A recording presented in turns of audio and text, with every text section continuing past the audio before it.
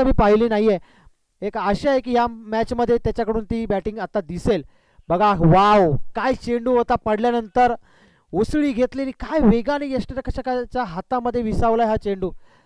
Proper bowling action बघा, देह यष्टी या खेळाडूची बघा. तो उंच पुरा खेळाडू, वेगवान उजव्या हाताचा हा गोलंदाज, तळवडे संघाचं प्रतिनिधित्व करताना सुंदर गोलंदाजी. सामना करेल महादेव. हा खेळाडू सुद्धा बघा, मी खूप जवळून या खेळाडूला पाहिलंय. पनवेल सारख्या परिसरामध्ये या खेळाडू, पावसामध्ये सुद्धा हा खेळाडू प्रॅक्टिसला यायचा. चेंबूरवरून पनवेलला पावसामध्ये ते खेळायला यायचे.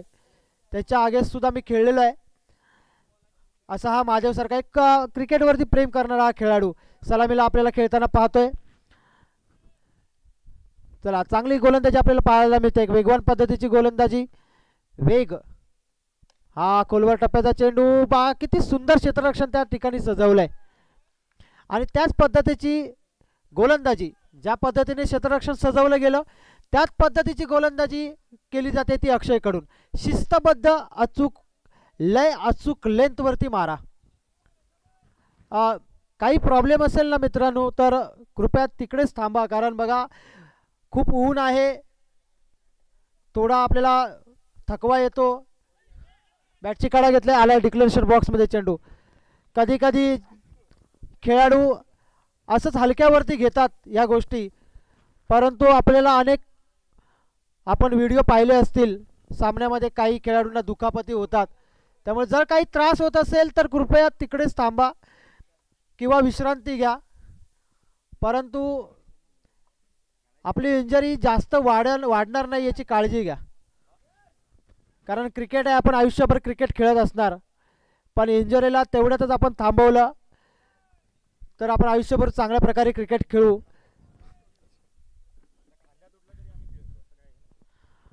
बघ, काही खेळाडू असतात तुषार सरपरेसारखे, खांद्याचं ऑपरेशन झालं तरी पण दुसऱ्या हाताने बॉलिंग करून ते खेळतात, पण खेळतात. बघा, नाही, खूप सुंदर क्षेत्ररक्षण सजवलेलं आहे त्या ठिकाणी. मी मगाशीच म्हटलंय, ज्या पद्धतीने क्षेत्ररक्षण आहे त्याच पद्धतीची गोलंदाजी अक्षय करतोय. खूप अप्रतिम गोलंदाजी.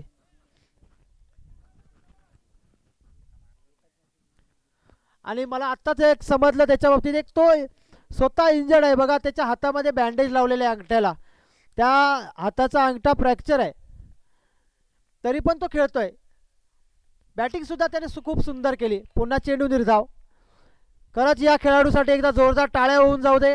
स्वतः इंजर्ड असताना बघा संघासाठी किती सुंदर अप्रतिम अशी कामगिरी करतोय तो अक्षय.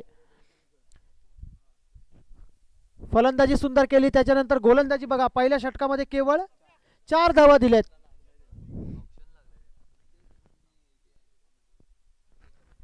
विजय तरल हे जर आजूबाजूला कुठे असतील तर कृपया कॉमेंट्री बॉक्सशी संपर्क साधा. विजय तरल.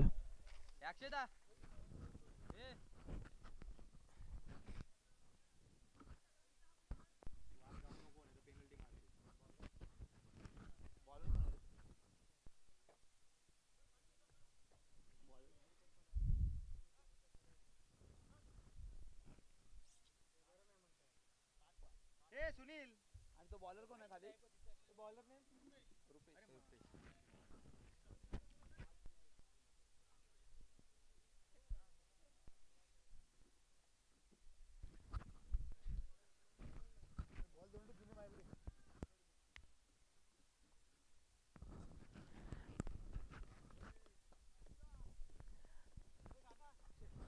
नाही, तुषार सरपरे मंडळाचे एक कार्यकर्ते आहेत, परंतु खाण्याची कुठली पण गोष्ट आली ना की तुषार सरपरे सगळ्यामध्ये पुढे असतात.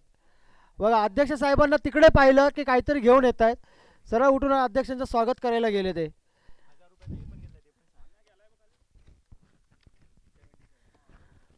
तर नवीन गोलंदाज, वाह काय फटका आहे. डिक्लेरेशन बॉक्सच्या दिशेला चेंडू जातोय. नवीन गोलंदाज आहे रुपेश.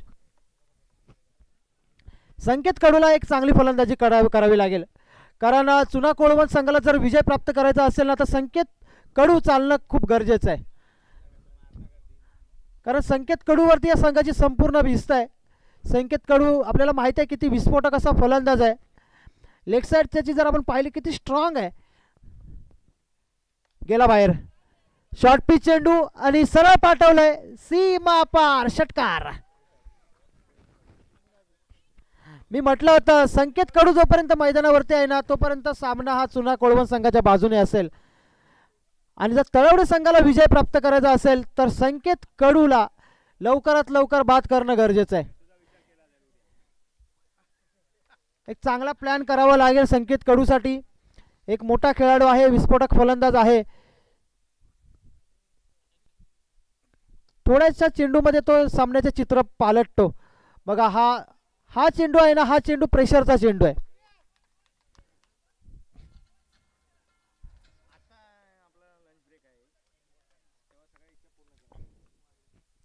वाईट चेंडू, एक एक्स्ट्रा धाव. षटकार आला. त्यानंतर बघा थोडंसं प्रेशरमध्ये गेले गोलंदाज आणि ऑफसाईडच्या बऱ्याचशा बाहेर चेंडूफेक गेली. संकेत कडूसाठी पुन्हा शॉर्ट पिच चेंडू, पुन्हा एकदा पुल केलाय. होणार का पुल? सक्सेसफुल, षटकार.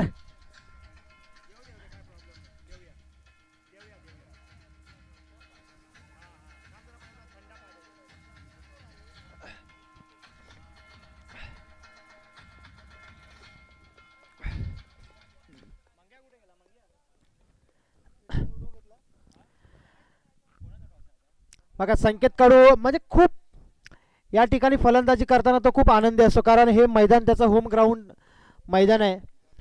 नेहमी प्रॅक्टिस बहुतेक याच मैदानावरती तो करत असेल.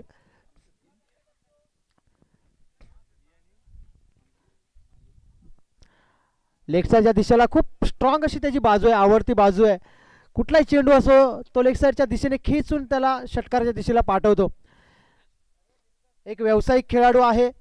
अनेक मोठ्या मोठ्या स्पर्धा, रत्नागिरी चॅम्पियन ट्रॉफी असेल, तसेच अनेक मोठ्या मोठ्या स्पर्धा ज्या आपल्या राजापूर तालुका असेल, देवगड असेल, सिंधुदुर्ग असेल, आर के ट्रॉफी, चिपळूण यांसारख्या मोठ्या मोठ्या स्पर्धा. बघा काय फटका आहे, वाव, लुकिंग लाईक वाव फटका. सरळ पाठवलाय कव्हरच्या डोक्यावरून, षटकार. या षटकामध्ये येतोय तिसरा हा षटकार. आणि आता मात्र रुपेशला दाखवलंय संकेतने आसमान आणि केले सलग 3 मोठे हल्ले आणि मॅचमध्ये परत आणलंय ते चुना कोळवण संघाला. पहिलं षटक खूप अप्रतिम फेकलं होतं अक्षय याने, मात्र त्यानंतर सर्व प्रेशर रिलीज केलाय तो संकेत कडू याने. मी म्हटलं होतं, मी अनेक दिवसांपासून संकेतची बॅटिंग पाहिली नव्हती आणि ती मात्र बघा आज डोळ्यांचे पारणे फेडणारी ही बॅटिंग आपण पाहतोय. 3 षटकार आतापर्यंत आपल्याला पाहायला मिळाले. पुन्हा एकदा स्वीप केलाय, आलाय 4था षटकार. संकेत कडू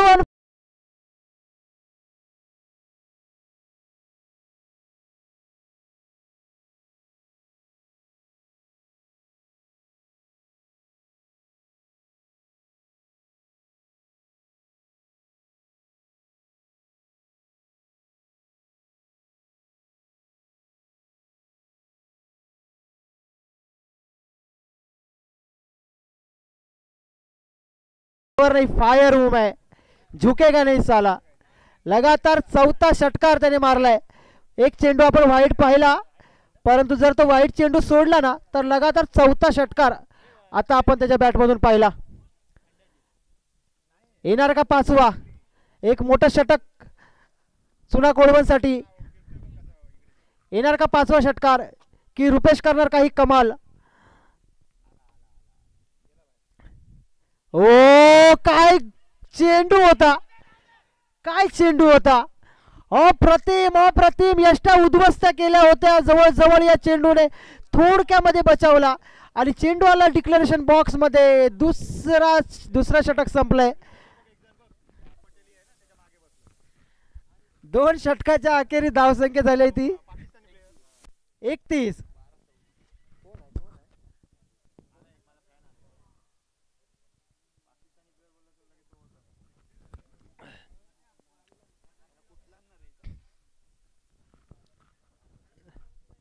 चला जास्त टीम मीटिंग करू नका तळवडे संघ, आपल्याला अजून सामने खेळवायचे आहेत. जास्त टीम मीटिंग नका करू.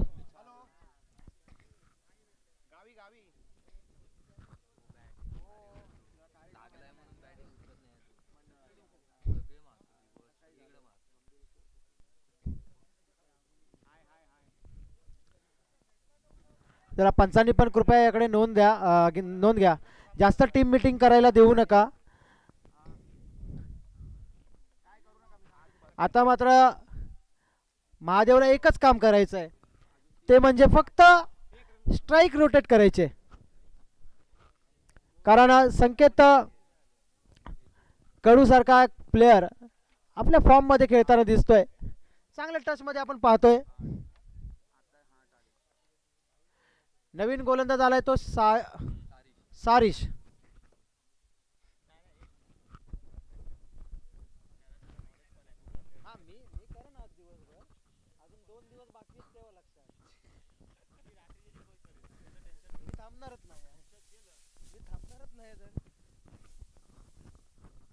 सारिश तिसरं षटक घेऊन दाखल झालाय. बघा संकेत कडू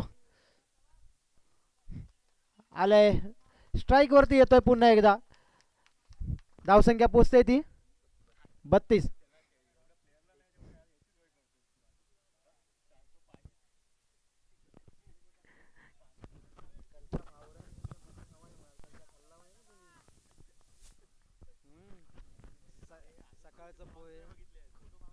बघतो तुमचं प्रॉन्स काढतो नाही मी जाणार बाबा.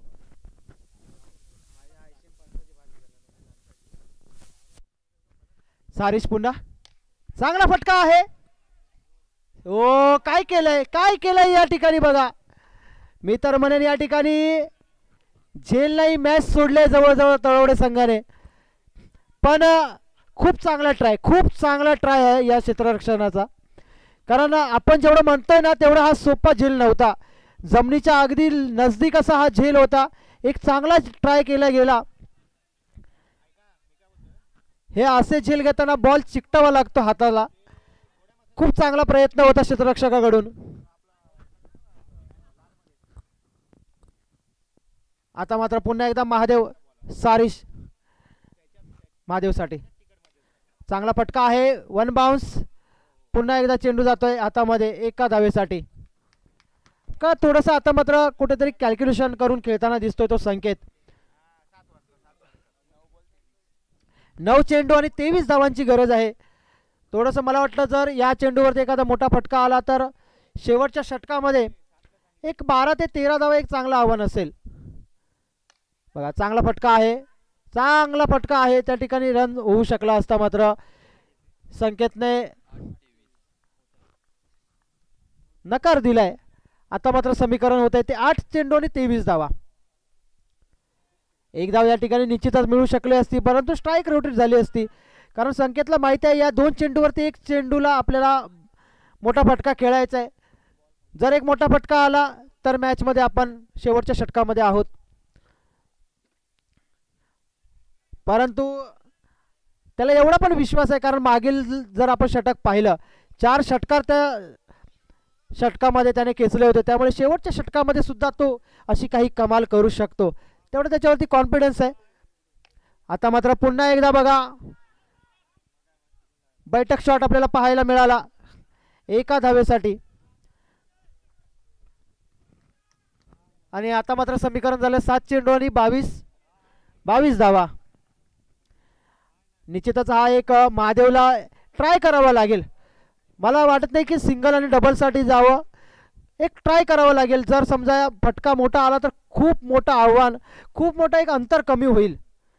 आता मात्र बॅटची कडा घेतले आणि निलेश आहे का त्या ठिकाणी, आणि झेलबाद.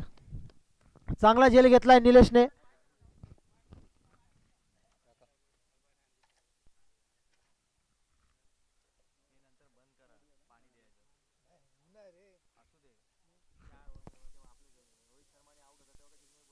रोहित शर्मा करोडो कमवतो, इथं आम्ही 0 कमवतो. आम्ही आमचे कामं बाजूला ठेवून इथं येतो, कळला.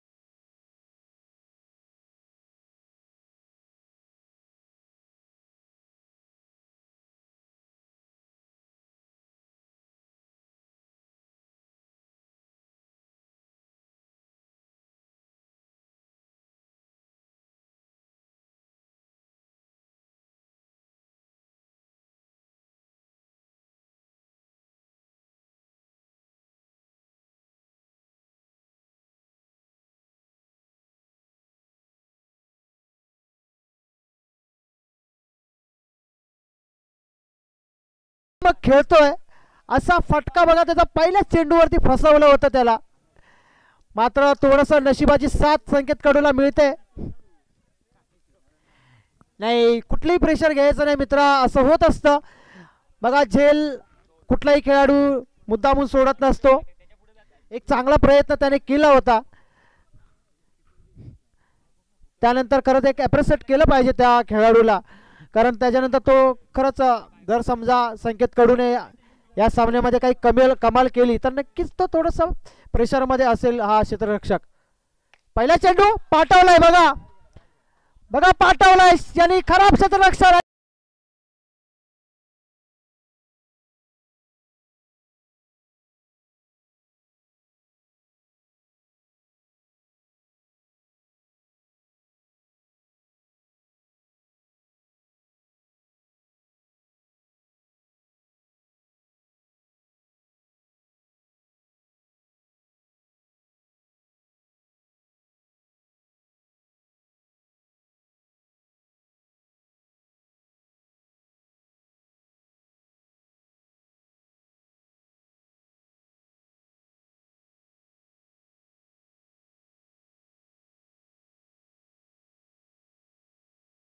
कडूसाठी आणि हे पैसे जमा होतील, काही होऊ दे. 4 चेंडू 14 धावा. आता मात्र 4 चेंडू 14 धावा. संकेत कडू फुलटॉस आलाय आलाय आलाय आलाय, काय केलंय बघा. फुलटॉस चेंडू होता आणि सुंदर या प्रेशरवाल्या गेम मध्ये एक चांगला झेल टिपलाय. संकेत सारखा खेळाडू एका महत्वाच्या क्षणी बाद झालाय. 4 चेंडू 14 धावांची गरज असताना अक्षरशः एकटा नडला होता तळवडे संघाला हा, आणि सुंदर फलंदाजी करून तो तंबूमध्ये परतलाय. आणि अजूनही मॅच आहे, आशा जिवंत आहे त्या मंदुर संघाच्या. नवीन फलंदाज दाखल होतोय तो नवीन कोण आहे रे?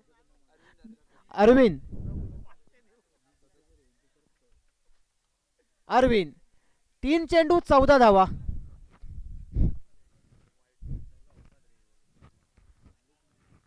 तीन चेंडू 14 धावा. तिसरा चेंडू येतोय, सॉरी चौथा चेंडू जातोय निर्धाव. आणि आता मात्र थोडासा बॅकफुट वरती जाताना दिसतोय तो चुना कोळवण संघ.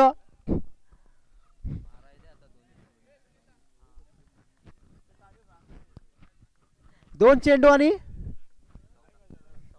13 ना.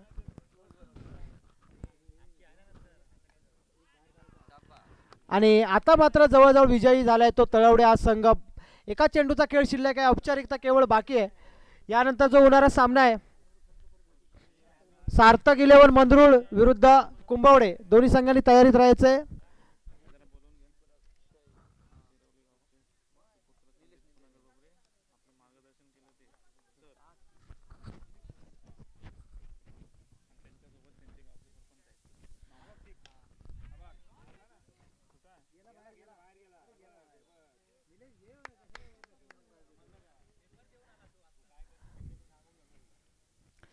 बघा यापुढे सर्वांनी लक्षात ठेवा, तुषार सरपरेकडून बक्षीस लावून घेऊ नका, कारण तुषार सरपरे हा माइंड गेम वाला प्लेयर आहे. तर या ठिकाणी शिरावली गावचे सुपुत्र सन्माननीय संदीप पुनाजी गोबरे सर या ठिकाणी उपस्थित आहेत. त्याचप्रमाणे त्यांच्यासोबत शिरावली गावचे प्रथम नागरिक सन्माननीय सरपंच सुद्धा उपस्थित आहेत.